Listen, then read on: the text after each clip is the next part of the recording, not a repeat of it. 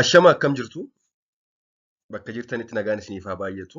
Har'a immoo kan hin qabadhee jiru qorannoo cidhaanii ofiin of qorachuu yookaan testicular self examination fi faayidaa isaa akkasumas immoo cidhaan gad hin bu'in hafuu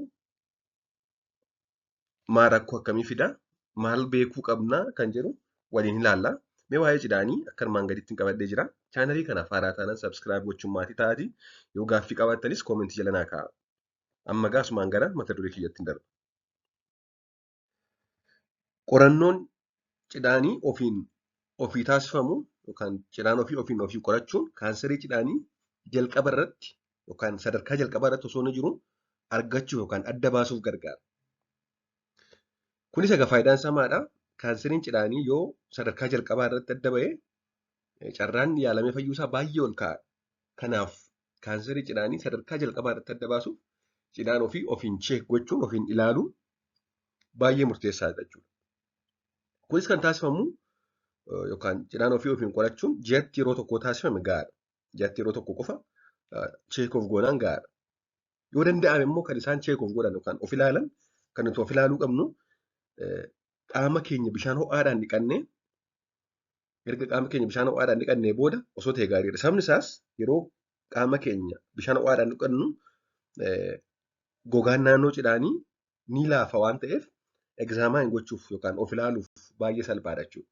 Kanaaf bishaan ho'aadhaan yeroo qaama dhiqannu ji'atti al takka cheek of gochuudha.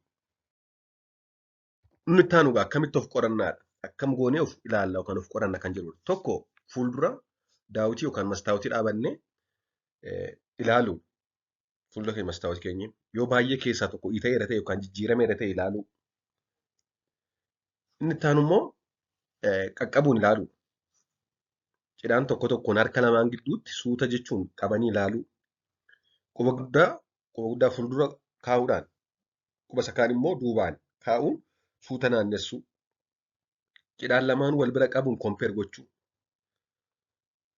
Tokko xiqqoo gadi bu'uun isaa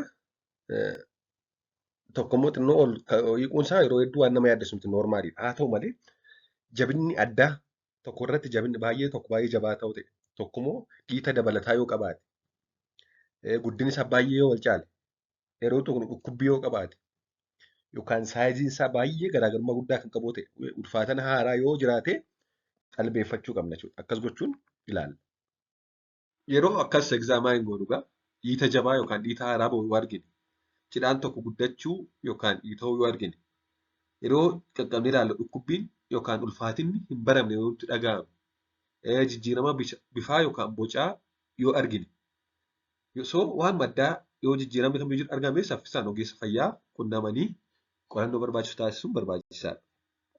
Inni lammaffaan irraa jiru rakkinoota cidhaan hin bu'iin waliin dhufan kan jedhudha.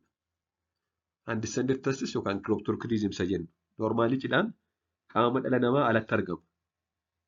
Ala qaamaatti argama jechuudha. Sababni isaas ho'ina qaama keessaa hin danda'u waan ta'eef. Kanaaf qaama alatti argamuudhaan yeroo naannoon keenya ho'u qaamarraa achi fagaata. Yeroo naannoon keenya qorru immoo gara qaamaatti ol dhiyaatee ho'a argata. Kun hojii isheef akka isheef ta'udha. So cidhaan qaama alatti hin argamu taanaan sirrii miti jechuudha. Testisiin skirootamii keessatti argamuu qaba. Testisiin skirootamii keessa hin jiru yoo ta'e tariitii infertiliitiif nama saaxiluu danda'a. Dhala godhachuu rakkisuu danda'a jechuudha. Yoo yeroo sirrii keessatti garaa keessaa yookaan bakka jiru gara alaatti hin fidamiin hafee sanyii kormaa oomishuu irratti rakkoon isa mudachuu danda'a. Gad biraan carraa kaanserii itti jijjiiramuu isaa ni dabala. Yeroon kamiyyuu cidhaan gad hin bu'iin hafti taanaan opereeshiniidhaan bahuu qabdi. Gad bu'uu qabdi jechuudha. Sababni isaas yoo qaama keessa turte yoo garaa keessa turte gara kaanseriitti carraa jijjiiramuu ishee ol ka'aadha. Gad biraan testicular torshinii saaxiluu danda'a. Dhiiga gara xannachaatti deemu ni cufaa. Kun yeroo ariifachiisaa yaala barbaadaatti yookaan testicular torshinii xannachi maramuu kana fiduu danda'a jechuudha. Akkasumas cidhaan hin bu'iin yeroo hafu yeroo baay'ee herniyaa waliin ni mul'ata. Inguinaal herniyaa waliin mul'ata jechuudha. So sababa kanaaf keessumaa sababa carraa gara kaanseriitti jijjiiramuu waan qabuuf cidhaan testisiin skirootamii keessa jirtu taanaan mana yaalaa dhaquun akkasumas mana yaalaa dhaqanii bakki isheen jirtu ilaalamee akka isheen gadi dhuftu yookaan akka isheen baatu taasisuun barbaachisaadha. Noormaalii dhala godhachuuf cidhaan tokko gahaadha. cidhaan tokko sirriitti hojjennaan gahaadha. Haa ta'u malee immoo cidhaan tokko isheen hafte sun garaa keessa jiraachuu hin qabdu, kan bakka biraa jiraachuu hin qabdu. Sababni isaas gara kaanseeritti jijjiiramuu dandeessi waan ta'eef. Akkasumas faayidaan yeroodhaan gadi buusu yoo garaa keessa jiraate gara iskirootomiitti fidu xannachi bakka sirrii ala jiru salphaatti miidhamuu danda'a. So miidhaa xannachi kanarra gahu hir'isuu fi yeroodhaan gadi buusuun barbaachisaadha. Kana malees yoo qaama keessa ture, yoo garaa keessa fa'aa ture jechuudha. Yoo qaama keessa ture isa miidhaa guddina isaa irratti rakkoo uumu waan ta'eef yeroodhaan gadi buusuun barbaachisaadha. Xannachi xiqqaachuu danda'a jechuudha yoo waggaa hedduuf garaa keessa ture osoo gadi hin bu'iin. Testikulaan atiroofii fiduu danda'a jechuudha yoo yeroodhaan gadi bu'uu baate. Gadi biraan miira yookaan xiinsammuu irratti miidhaa ga'udha. Fakkeenyaaf amma ijoolleen cidhaan tokko keessa hin jiru yoo ta'e yookaan iskirootomii tokko keessa testisiin hin jiru yoo ta'e ofitti amanamummaa isaanii gadi bu'uu danda'a. Keessumaa daa'imman gurguddatanii fi dargaggoota biratti ofitti amanamummaa isaanii konfiidensii isaanii hir'isuu danda'a jechuudha. So yoo cidhaan daa'ima dhiira tokkoo ji'oota ja'a booda gad dhufee iskirootomii keessa jiru ta'e ogeessa fayyaa mariisuun barbaachisaadha. Baqaqsanii sirreessuun yookaan orkiidoopeksii yeroo daa'imummaa keessatti taasifamu rakkoolee kana ni sirreessa.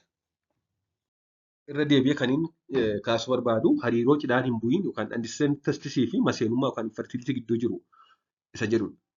Hariiroon isaan gidduu jiru akkamidhaa kan jedhu. Gabaabumatti xannachi tokko jiraate testisiin tokko yoo iskirootomii keessa jiraate tokko qofatu gadi hin bu'iin hafe yoo ta'e tokko gadi bu'ee isheen gadi buute sun hojii sirriitti hojjetaa jirti taanaan dhala godhachuu irratti badaa rakkoon hin mul'atu yeroo baay'ee.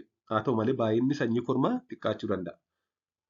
Garuu immoo xannachi isheen gadi hin bu'iin hafte sun gara kaanseriitti jijjiiramuu dandeessi waan ta'eef bahuu qabdi. Tarii immoo xannacha lamaantu yookaan testisii lamaantu gadi hin bu'iin jira taanaan carraan dhala godhachuu baay'ee gadi bu'aadha. Xannachi lamaanuu testisiin lamaanuu cidhaan keessa gadi bu'anii hin jiranii garaa keessa jiru. Yoo ariitiidhaan yeroo ijoollummaa bakka jiranii gadi bu'anii malee carraan dhala godhachuu gadi bu'aadha jechuudha. Sababni isaas testisiin garaa keessa jiru ho'inni qaama waan itti cimuuf olaanaa waan ta'eef oomisha sanyii kormaa irratti ispeermii irratti miidhaa guddaa geessisa. Kanaaf yeroodhaan gadi buusuun barbaachisaadha. Keessumaa lama taanaan baay'ee emerjensiidha jechuudha. So waa'ee gadi hin bu'iin hafuu cidhaanii gabaabsee dubbachuu fi